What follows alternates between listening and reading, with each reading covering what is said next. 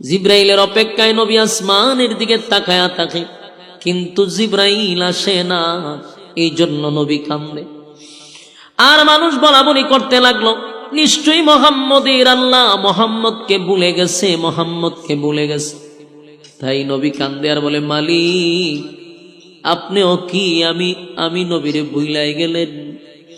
নবী যখন কান্না শুরু করছে, আল্লাহ মক্কার মানুষ বলে গো, আপনি নাকি আমারে ভুলে গেছেন, আপনি নাকি আমারে ভুলে গেছেন।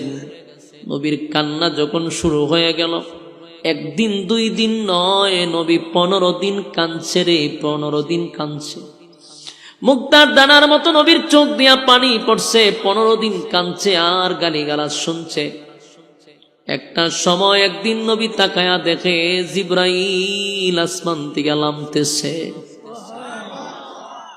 জিব্রাইল আলাইহিস সালাতু ওয়াস সালাম যখন জমিনে পদার্পণ করলো, আল্লাহর হাবিব দৌড়াইয়া জিব্রাইলের কাছে গিয়া একটু অভিমান সুরে বলল, জিব্রাইল কেন আসছস? 15 দিন কেন আসলি না আমারে বল। জিব্রাইল কয়, হুজুর আপনার কান্নার কারণে আপনি বারবার বলতেছেন আল্লাহ আপনারে ভুলে গেছে, তাই আল্লাহ এই মুহূর্তে একটা সূরা নাজিল করছে আপনারে খুশি করার জন্য। সূরাটার নাম হলো সূরা দুহা। এই ঘটনারে কেন্দ্র করে সূরা নাজিল হয়। কিন্তু নবী বলেন সূরা নাজিল হয়েছে, আগে শুনবো পড়ে, আগে বল কেন 15 দিন আসলি না? এ জিব্রাইল 15 দিন কেন আসলি না? তুই কি দেখোস নাই রে জিব্রাইল, গোটা মক্কাতে আমার বিরুদ্ধে কত অপপ্রচার, আমারে কি পরিমাণ গালমন্দ করতেছে। আমারে মানুষ বলতে লাগলো আমি নাকি মিথ্যা নবী দাবি করছি, আমারে মানুষ গালমন্দ করতে লাগলো আমি নবী না রাসূল না, এমন আন্দোলনে তারা নামছে, আমারে গালাগালি করে। কেন রে জিব্রাইল 15 দিন আসলি না? 15 দিন আমারে কেন কান্দাইলি? জিব্রাইল কয়, হুজুর আমি আসতে চাই গো, কিন্তু আমার মালিক যে আমারে আসতে দেয় না। জিব্রাইল কয়, আমি তো আসতে চাই, কিন্তু আল্লাহ আমারে আসতে দেয় না। জিব্রাইল বলেন, পয়গম্বর আমি আসতে চাই, আমার মালিক আমারে আসতে দেয় না। আল্লাহর নবী বলেন, জিব্রাইল রে কি এমন অপরাধ আমি নবী করছি যে তোরে আমার মালিক আসতে দেয় না? কি করছি আমি বল? জিব্রাইল কয়, হুজুর 15 দিন আগে আপনার কাছে মক্কার কিছু লিডার আসছিল, প্রায় 15 জনের মতো। মক্কার বাগা বাগা কিছু লোক আপনার কাছে আসছে, 3টা প্রশ্নের জবাব আপনাকে দেওয়ার জন্য তারা বলছে। আপনি তাদেরকে উত্তর দিছেন আগামী কালকে বলবেন। এই কথাটা আমার মালিকের কাছে পছন্দ হয় নাই। আমার যুবক মুরব্বী বাবারা, এখান থেকে উম্মতের বহুত বড় একটা শিক্ষা নেওয়া দরকার। এখানে আমাদের শিকার আছে, বোঝার আছে। উম্মতকে শিক্ষা দেওয়ার জন্য এই ঘটনাটা আল্লাহ ঘটাইছে। পয়গম্বরের কাছে যখন 3টা প্রশ্নের জবাব চাইল রে, পয়গম্বর তাদেরকে বলল আগামী কালকে বলবো। এই আগামী কালকে বলবো কথাটা আল্লাহর কাছে পছন্দ হয় নাই, কারণ আমার নবী আগামী কালকে বলবো এর আগে ইনশাআল্লাহ বলে নাই। কথা কি বুঝতেছেন? মাঝখানে কি বলে নাই? ইনশাআল্লাহ নবী বলে নাই। এই কারণে আমার আল্লাহর কাছে এই কথাটা পছন্দ হয় নাই। আর নবী একবার ইনশাআল্লাহ না বলার কারণে 15 দিন আমার নবীরে আল্লাহ কান্দাইছে। একবার ইনশাআল্লাহ না বলার কারণে পয়গম্বর কানল রে। 1 দিন 2 দিন নয়, 15 দিন আমার নবী কাঁদছে। কানতে কানতে নবী শুধু কাঁদছে এমনটা নয়, 15 দিন পর্যন্ত মক্কার মানুষ আমার নবীর বিরোধিতা করছে, আমার নবীরে গালি দিছে, নবীরে মিথ্যা বলে গালি দিছে। কিন্তু 15 দিন পর্যন্ত ওহী আসে নাই, শুধু ইনশাআল্লাহ না বলার কারণে। এখানে উম্মতের শিক্ষা হলো, এ উম্মত নবী ইনশাআল্লাহ না বলার কারণে যদি পয়গম্বরকে আমার মালিক 15 দিন কান্দায়, তাহলে আপনারাই বলুন আমাদের ইনশাআল্লাহ না বললে কি হবে? কথা কন্যা দি, আমরা অনেক সময় বলি আগামীকালকে ঢাকা যাব, এই ঢাকা যাব, এই কথা বললে হবে না, মাঝখানে বলতে হবে আগামীকালকে ঢাকা যাব ইনশাআল্লাহ। কথা হয় না? আমি খানা খাবো, কথা হয় না, ইনশাআল্লাহ। আমি বিবাহ করব, ইনশাআল্লাহ। আমি তোমাকে কিছু টাকা দিব, ইনশাআল্লাহ। আমি আসতেছি তোমার কাছে, ইনশাআল্লাহ। আমি যাব, ইনশাআল্লাহ। সব কথায় ইনশাআল্লাহ ইনশাআল্লাহ বলতে হবে। ইনশাআল্লাহ শব্দের অর্থ হলো আল্লাহ যদি চায়। কথা কি বুঝতেছেন? ইনশাআল্লাহ শব্দের অর্থ কি? আল্লাহ যদি চায়, তার মানে আমি ঢাকা যাব, এটা আল্লাহ যদি চায় চলে যেতে পারবো। আমার মালিক যদি না চায় তাহলে আমি কেমনে যাব? ওই জন্য মাঝখানে ইনশাআল্লাহ বলতে হবে রে। আমাদের কিন্তু ইনশাআল্লাহ বলাটা ভুলে যায়, সাবধান। আমার নবী ইনশাআল্লাহ না বলার কারণে 15 দিন নবী কাঁদছে। এক ইনশাআল্লাহ না বলার কারণে 15 দিন ওহী বন্ধ হয়ে গেছে, জিবরাইলে আসে না, 15 দিন আসলো না ইনশাআল্লাহ না বলার কারণে। তাই উম্মত, তোমার আমার শিক্ষা গ্রহণ করা দরকার, আমাদেরকে শিকার দরকার, বুঝার দরকার। আমরা কোনো কাজে ইনশাআল্লাহ ভুলবো না। হ্যাঁ, কথা বল না দি, আমরা কি ইনশাআল্লাহ ভুলবো? সব কাজে বলবো ইনশাআল্লাহ ইনশাআল্লাহ।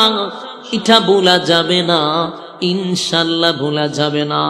যুবক ভাইরা আমার, আল্লাহর নবী বলেন, এ জিবরাইল, ইনশাআল্লাহ বলি নাই, আমার মালিকের পছন্দ হয় নাই, বুঝলাম একদিন আমি ভুলে গেছি, কিন্তু জিবরাইল রে 15 দিনকে আমি ইনশাআল্লাহ বলা ভুলে গেছিলাম। প্রথম দিন না হয় আমি ইনশাআল্লাহ বলি নাই, কিন্তু 15 দিন পর্যন্ত বেঈমানরা যখন আসছে 3টা প্রশ্নের জন্য, আমার নবী একদিনও ইনশাআল্লাহ বলে নাই, প্রতিদিনই বলছে আগামীকালকে আসো। তার মানে নবী ইনশাআল্লাহ বলা কি 15 দিনই ভুইলা গেল? না, এমনটা তো হওয়ার কথা না। আমার নবী একদিন, 2 দিন, 1 সপ্তাহ ভুলে যায় ইনশাআল্লাহ, এটা তো হওয়ার কথা না। মূল ঘটনা হলো নবী ভুলে যায় নাই, আমার আল্লাহ নবীরে বুলায়া দিছে। হ্যাঁ, কথা বললেন, এটা হলো আমাদের আকীদা, এটা হলো কই ওয়াজ করতাম, পাবলিক ঘুমোতা হেতে বক্তা ওয়াজ সজাগ থাকলে লাভ হইব কি? হ্যাঁ, আপনারা সজাগ না ঘুমে? হাঞ্জা রাত্রি যদি আপনারা জবান আল্লাহ বন্ধ করে দেয়, শেষ রাতে দিয়ে আপনারা জীবনের লেগে বুবো হয়ে যাবেন গা। একটু কথা বলেন, বলুন নবী কি 15 দিনে ভুলে গেছে গা? ভুলে নাই, ভুলে নাই, আমার মালিক ভুলাইয়া দিছে। এটা আমাদের আকীদা। কারো আকীদা যদি থাকে যে নবীরা ভুল করছে, এটা তোমাদের ভ্রান্ত আকীদা। এই আকীদায় আমরা বিশ্বাসী না। আমরা জানি নবীরা মাসুম, নবীরা গুনাহ করে নাই, আল্লাহ তাদেরকে দিয়া গুনাহ করায় নাই, গুনাহ করায় নাই। কিন্তু মাঝে মধ্যে যে ভুলগুলা করা হয়েছে, এটা আল্লাহ নবীরে ভুল করাইছে উম্মতকে শিখানোর জন্য। আল্লাহ নবীরে ভুল করাইয়া উম্মতরে শিখাইছে। নবীরা ভুল করে নাই, কারণ নবীদেরকে আল্লাহ মাসুম রাখছে। এদেরকে দিয়ে আল্লাহ গুনাহ করায় নাই, ভুল করায় নাই, কারণ যারা গুনাহ করবে, ভুল করবে, তাদেরকে আল্লাহ নবী বানায় নাই। নবীদের বিষয়টা ভিন্ন। আল্লাহ উম্মতকে শিক্ষা দেওয়ার জন্য কি করছে? ভুল মাঝে মধ্যে করাইছে, ভুল করাইছে মাঝে মধ্যে উম্মতরে শিখানোর জন্য, উম্মতরে শিক্ষা দেওয়ার জন্য। যেমন একটা ঘটনা বলি সংক্ষেপে বোঝানোর জন্য। একবার নবী যুদ্ধের ময়দান থেকে আসছে সাহাবায়ে কেরামদেরকে নিয়া। রাস্তার মধ্যে সব সাহাবীরা ক্লান্ত রে, এত ক্লান্ত, এত ক্লান্ত, কারো সাহস নাই নবীরা বলা, হুজুর শরীরটা বড় ক্লান্ত, এখানে একটু বিশ্রাম নিতে চাই। কারো সাহস হয় না। সাথে ছিল হযরত আলী। সবাই ইশারা দেয়, আলী রে, নবীর একটু বলো না, আমাদের শরীরটা বড় ক্লান্ত। আলী আল্লাহর পয়গম্বরকে ডাইরেক্ট না বলে বলে, হুজুর এই জায়গাতে প্রচন্ড ঘাস আছে, ঘোড়াগুলি তো অনেকক্ষণ ধরে ক্লান্ত, ঘোড়ার পেটেও খিদা, এখানে একটু যদি আমরা দাঁড়াই তাহলে ঘোড়াগুলি একটু খাবার খেয়ে নিল। আল্লাহর নবী মুস্কি হাসি দিয়া বলে, আলী বুঝতে পারছি তোমারও শরীরটা ক্লান্ত। আল্লাহর নবী বলেন, ঠিক আছে, তাহলে ঘোড়াগুলা বেঁধে দাও, আর তোমরা এই সুযোগে একটু বিশ্রাম নাও। হযরত বেলালকে নবী ডাক দিয়া বললেন, বেলাল রে, তুমি ঘুমাইতে পারবা না, তুমি হইলা মুয়াজ্জিন সাহেব, তুমি ঘুমানো যাবে না, আমরা সবাই ঘুমাবো। আর তোমার দায়িত্ব হলো আমাদেরকে আজানের সময় ডেকে দেওয়া। রাত্রের বেলা তো ওই যে বজরের সময় তোমার দায়িত্ব হলো আমরা ডাইকা দেওয়া, আর আমরা সবাই ঘুমাবো। বিলাল বসে রইছে, আর সবাই দিছে ঘুম। ঘুমাইছে তো ঘুমাইছে, চোখ মেললা দেখে সকাল 8টা বাজে। ফিরে ঘটনা কিরে, হ্যাঁ আল্লাহর হাবিব পাগলের মতো হয়ে গেছে। এই বেলাল, হেলাল হুকুম তুইটাও, কি সমস্যা, আমার দিন হয়ে গেছে, 8টা বাজেছে সকাল। সব সাহাবায়ে কেরাম আশ্চর্য, ঘটনা কি? কিরে বেলাল, তোরা না কইলাম আমরা ডাক দি পারলি, তো তুই দি ঘুমারিবি। বেলাল পড়ছে মুসিবতে, হুজুর আপনার যেই গতি আমারও সেই গতি, আমি কি করতাম? কি সাধারণ কথা, ফজরের নামাজ কাজা, পাগলের মতো হয়েছে আল্লাহ রাসূল পেরেশানি। এখন তাড়াতাড়ি নামাজ পড়ছে, 8টার সময় একটু ফজরের নামাজ পড়ছে। পড়ার পরে রাসূল আশ্চর্য হয়ে গেল, কেউ তো আর রাসূলকে কিছু বলতে পারে না। উমরের তো একটু সাহস বেশি। উমর বলছে, আমার একটু কথা আছে। কি কথা? কয়, আপনি না আল্লাহর নবী? বলে, হ, আপনি আল্লাহর পয়গম্বর। তো নবীর আর তো চোখ ঘুমায়, অন্তর ঘুমায় না। কহ, নবীদের চোখ ঘুমায় কিন্তু অন্তর ঘুমায় না। তো হুজুর আপনি যদি অন্তর না ঘুমায় থাকে, তা আপনি যে 8টা বাজালে এলেন, আপনার অন্তর গেছে গো। আপনার নবীর আর তো ঘুমাবার কথা না, চোখ ঘুমায় কিন্তু ভিতরে সব সজাগ। তা আপনি যে ঘুমায় গেলেন গা, ঘটনাটা কি? রাসূল কয়, আমার চোখ ঘুমায় অন্তর ঘুমায় না কথা ঠিক, কিন্তু আজকে আমার অন্তর শুদ্ধ ঘুমায় গেছে। সুবহানাল্লাহ। আচ্ছা বুঝলাম, এটাও বুঝলাম, আপনার অন্তর আল্লাহ ঘুম পাড়াই দিছে। আমরার বেলাল জানে ঘুমাই গেছে, আপনিও ঘুমাই গেছেন অন্তর শুদ্ধ। জিবরাইল কি ঘুমায় না হুজুর? কোন জিবরাইল তো ঘুমায় না। তো জিবরাইল আপনার ডাক দিল না কেন? এটা তো কথা ঠিক, জিবরাইলে ডাকলো না কেন? নবী জিবরাইলের আশা বই দিছে, হ্যাঁ জিবরাইল করে। কিছুক্ষণ পরে জিবরাইল নবীর সামনে হাজির। আল্লাহর নবী কয়, আরে জিবরাইল, আমরা যে এতগুলা সাহাবীর ফজরের নামাজ গেল গাছটা, আমি পয়গম্বর হইয়া আমিও ঘুমাইলাম, সব ঘুমাই গেল গা, তুমি এ ডাক দিলা না? বলে, আল্লাহর রাসূল, আমি কয়েকবার চাইছি আমরা ডাক দিতাম, কিন্তু আল্লাহ আমরা না করছে। সুবহানাল্লাহ। না করলো কেন? না করার মূল কারণ হলো, আজকে আপনার উম্মতরে একটা জিনিস শিক্ষা দিবে, উম্মতরে শিক্ষা দিবে। ফজরের নামাজ যদি ছুটে যায়, তাহলে আপনার উম্মতের করণীয়টা কি, এটা কোথাতে শিখতাম আমরা যদি এই ঘটনাটা না করতো?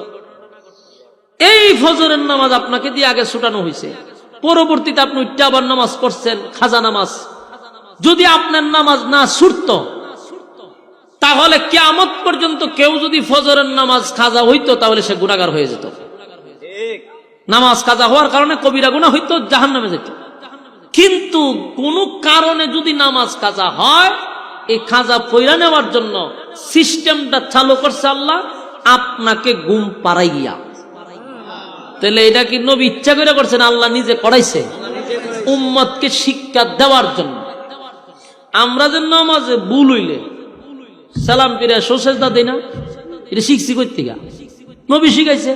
তাহলে নবী অবশ্যই ভুল করাইছে আল্লাহ, নবীরে দিয়ে ভুল করাইয়া সমাধান দিছে, এইভাবে ভুল হইলে এইভাবে সালাম ফিরে এইভাবে দিতেইব, উম্মত শিখছে। তো নবীরে দিয়ে আল্লাহ ভুল না করলে আমরা শিখতাম কই থেকে? তবে নবীরা ভুল করেন নাই, আমরা আকীদা হলো আল্লাহ ভুল করায় উম্মতরে শিক্ষা দেওয়ার জন্য। কথা কি ক্লিয়ার? আল্লাহর হাবিব 15 দিন পর্যন্ত তো ভুলার কথা না, একদিন না ইনশাল্লাহ বুলালিছে, 2 দিন 3 দিন ডেলি বুলালা, প্রতিদিন ভুলার কথা না। কিন্তু প্রতিদিন কেন ভুলে গেল? বলে প্রতিদিন ভুলে নাই, আল্লাহ বুলায়া দিছে। মালিক বুলায়া দিল উম্মতকে শিখানোর জন্য।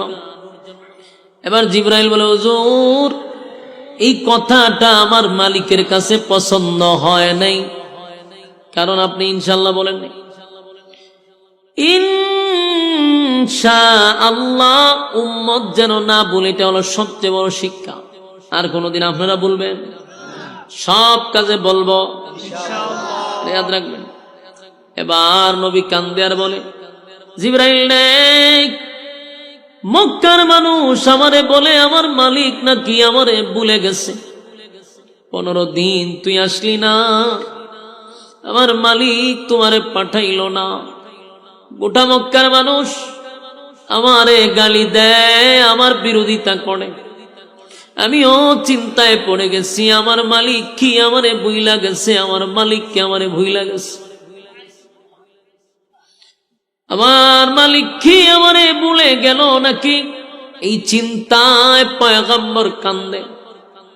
আল্লাহ তখন নবীরে সান্ত্বনা দেওয়ার জন্য, খুশি করার জন্য, নবীরে যে আল্লাহ ভুলে নাই বিষয়টা বলার জন্য সূরা দুহা নাজিল করছে।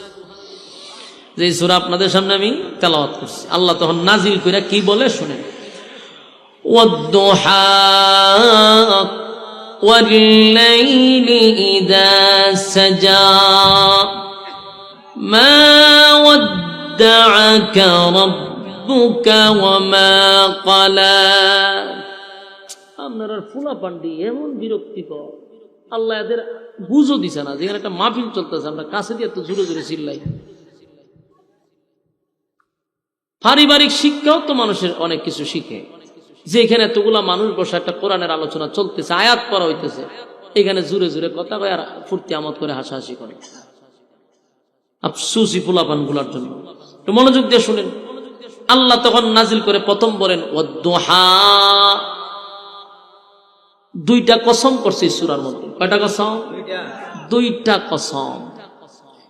ওয়াদ-দুহা ওয়াল-লাইলি ইযা সাজা মা ওয়াদ্দা'আকা রাব্বুকা ওয়া মা ক্বালা ওয়ালাল-আখিরাতু খায়রুল লাকা মিনাল উলা وَلَسَوْفَ يُعْطِيكَ رَبُّكَ فَتَرْضَى। আল্লাহ বলেন ওয়াদ-দুহা, দিনের আলোর কসম। ওয়াদ-দুহা প্রথম কসম, দিনের কসম, দিনের আলোর কসম। ওয়াল-লাইলি ইযা সাজা, রাতের অন্ধকারের কসম। বলুন কসম কয়টা? আল্লাহ বলেন ওয়াদ-দুহা, দিনের আলোর কসম। ওয়াল-লাইলি ইযা সাজা, রাতের অন্ধকারের কসম। দুইটা কসম কে আল্লাহ বলেন মা ওয়াদ্দা'আকা রাব্বুকা ওয়া মা ক্বালা। দুইটা কসম কে রব্বে কারীম বলেন বন্ধু, দিনের আলোর কসম করে বলি, রাতের অন্ধকারের কসম করে বলি, আপনার রব আপনারে ভুলে নাই। সুবহানাল্লাহ। এই ওয়াদ-দুহার আরেকটা ব্যাখ্যা হলো, তাফসীর কারকরা বলেন এটার আরেকটা ব্যাখ্যা হলো ওয়াদ-দুহা নবীর সুন্দর চেহারার কসম। আসেনি এলাকা? সুবহানাল্লাহ। নবীর সুন্দর চেহারার কসম। ওয়াল-লাইলি ইযা সাজা এর আরেকটা ব্যাখ্যা হলো নবীর কালো চুলের কসম। ওয়াদ-দুহা নবীর সুন্দর চেহারার কসম, ওয়াল-লাইলি ইযা সাজা রাতের অন্ধকারের কসম। কিন্তু আরেকটা ব্যাখ্যা হলো নবীর কালো চুলের কসম। মা ওয়াদ্দা'আকা রাব্বুকা ওয়া মা ক্বালা, আপনার রব আপনারে ভুলে নাই, আপনার রব আপনারে ভুলে নাই, ভুলে নাই, ভুলে নাই বলতে পারে না। আপনার রব আপনার উপরে অসন্তুষ্ট হয় নাই গো বন্ধু। কারণ আমার নবী কান্দে আর কই, মালিক আপনি কি আমারে ভুইলা গেছেন? দুইটা কসম করে বললাম, বন্ধু আপনারে আমি বলি না, বলতে পারি না। আপনার রব আপনার প্রতি সন্তুষ্ট আছে, মানুষের কথা শুনে আপনি মন ভাঙবেন না। আমি আল্লাহ আগে যেমন আপনার প্রতি এর থেকে বেশি মহব্বত করি, আপনার রব আপনার প্রতি অসন্তুষ্ট হয় নাই।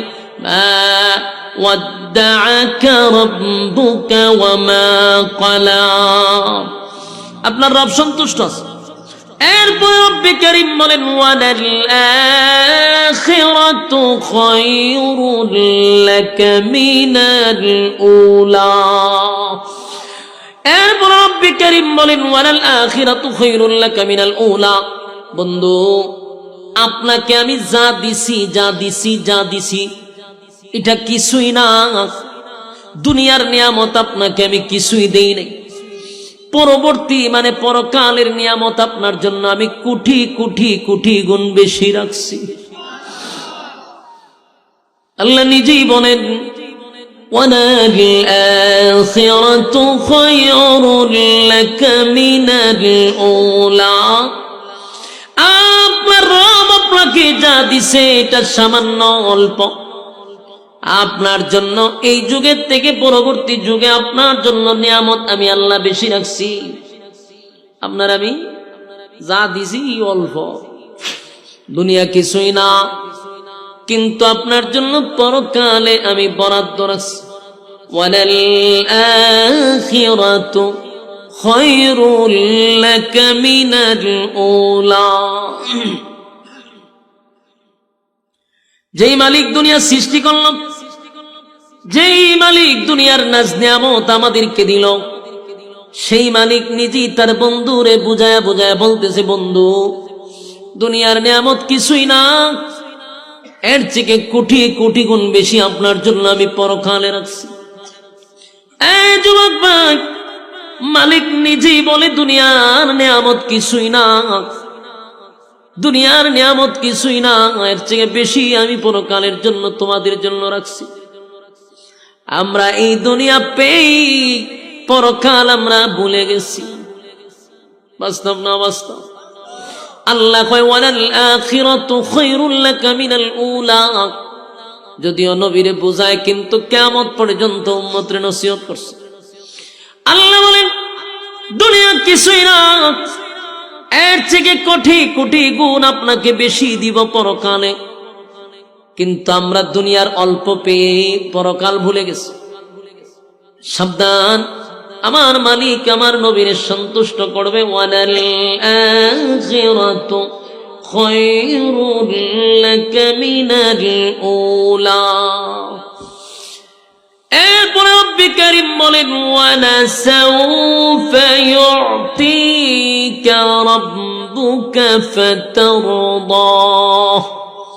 এই আয়াতে বলেন ওয়ালাসাউফা ইউতিকা রাব্বুকা ফাতারদা। রব্বে কারীম বলেন বন্ধু খুব শীঘ্রই আমি আপনাকে খুশি করব। এই কথাগুলি আগে বোঝার চেষ্টা করেন। 15 দিন নবী আমার কাঁদল, নবীর চক্ষু দিয়া পানি জড়াইল, আর আল্লাহ 15 দিন পরে সূরা নাজিল করে আমার নবীরে কতগুলা আনন্দ দিতেছে, কতগুলা সান্ত্বনা বন্ধুরে বন্ধু দিতেছে। আবার বন্ধুরে বোঝায়, বন্ধু কান্দেন না, আমি আপনারে দুনিয়ার থেকে বেশি গুণ আপনারে পরকালে দিব। আবার বলে ওয়ালাসাউফা ইউতিকা রাব্বুকা ফাতারদা। বলল অচিরে খুব শীঘ্রই আমি কে আপনাকে খুশি করব। তাফসীর কারকরা বলেন আল্লাহ কেন বললেন ওয়ালাসাউফা ইউতিকা রাব্বুকা ফাতারদা, নবীরে শীঘ্রই খুশি করবে। এর মানে এটা হলো কি? এর মানে এটা দুইটা কারণ হতে পারে। একটা হলো মক্কা বিজয়ের আনন্দ, নবীরে অচিরে খুশি করবে, তার মানে মক্কা বিজয়। আর একটা তাফসীর কারক উল্লেখ করছে নবীরে 7টা আসমান টপকাই আর সাজিমে নিবে, সেই ইঙ্গিত মনে হয় নবীরে দিয়া দিছে। মেরাজের রজনীর ঘটনাকে উল্লেখ করে আল্লাহ ওয়ালাসাউফা ইউতিকা রাব্বুকা ফাতারদা।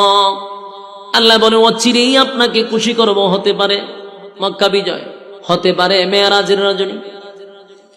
আল্লাহ রাব্বুল আলামিন নবীরে একের পর এক সান্ত্বনা দেয়, এরপরে আল্লাহ যে কথা বললেন, আলাম ইয়াজিদকা ইয়াতীমান আলাম ইয়াজিদকা ইয়াতীমান ফাআওয়া। আল্লাহ বলেন, তিনি কি আপনাকে এতিম অবস্থায় পান নাই? খুব মনোযোগ দিয়ে শোনেন, নবীর ভিশনের কথা আল্লাহ তুলছে। কেন তুলছে? মনে করেন দুই বন্ধু আপনারা অভিমান করছেন, বন্ধুর প্রতি বন্ধু অভিমান করছেন, আপনার কি মন ওয়াজও আছে? আমার তো লক্ষণ আপনারা দেখতেছি না, ওয়াজ করি দিকে ছায়া রয়েছেন হিদিকে। হ্যাঁ, মনোযোগ। আমি কি গিচ্ছা কইতাছি? বাপ দাদার গিচ্ছা শুরু করছি না আমি? হ্যাঁ, ফিরের গিচ্ছা। তা আপনারা কিতা বুঝলেন? মনোযোগ দেন।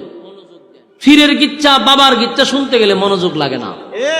কোরআনের কথা শুনবেন, আপনি প্রতিটা আয়াতের ব্যাখ্যা শুনবেন, মনোযোগ দিবেন না। আফসুস, আপনি এদিকে চাই রয়েছেন কেন? আমার তো কোনো ইম্পর্টেন্ট ব্যক্তি এখন এখানে আছে, তাহলে অসুবিধা কি? যিনি কথা বলবেন আপনার কাছে সবচেয়ে বড় হন। আমার পরে আমি উড়ে গেলে আমার শিখে উনি বড় হবে, কিন্তু এখন আমি আপনার কাছে গুরুত্ব। আপনার কথা শুনেন, মনোযোগ দিয়ে শুনেন।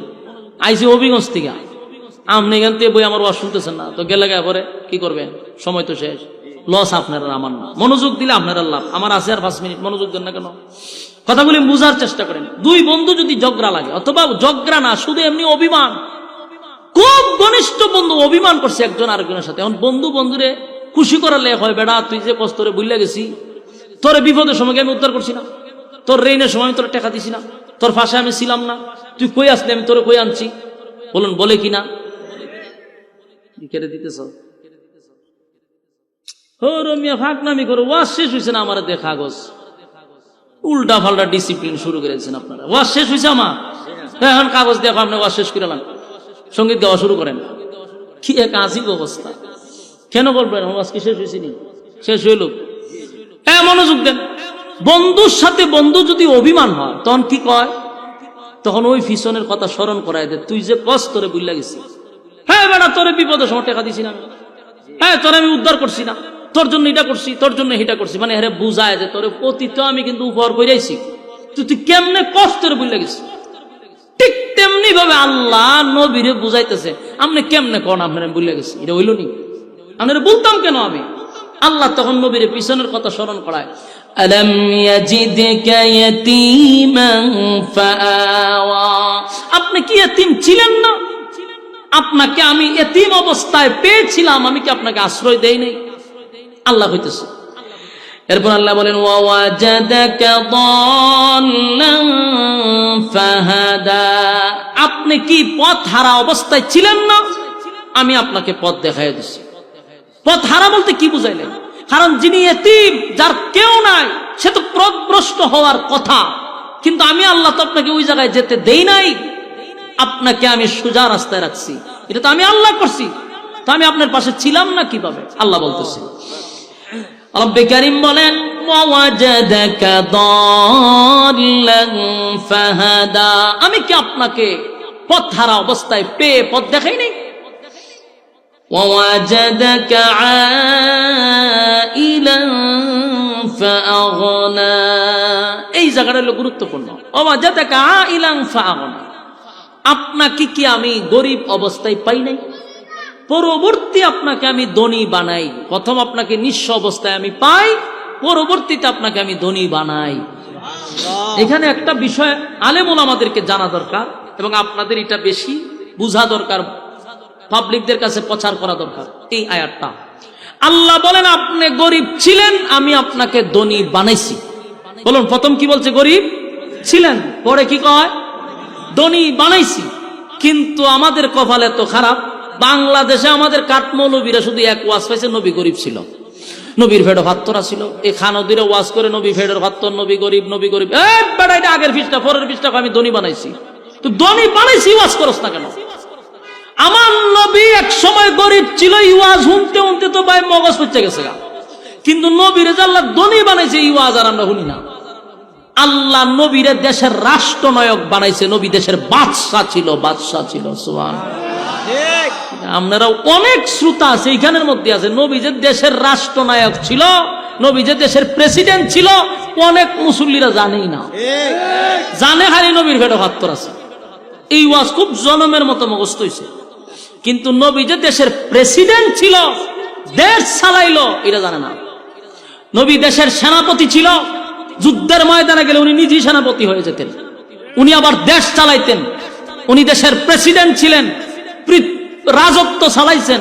আর আমরা খালি ওয়াজ উনি বেড়ে পারত। কিন্তু আল্লাহ এখানে স্পষ্ট বলছে,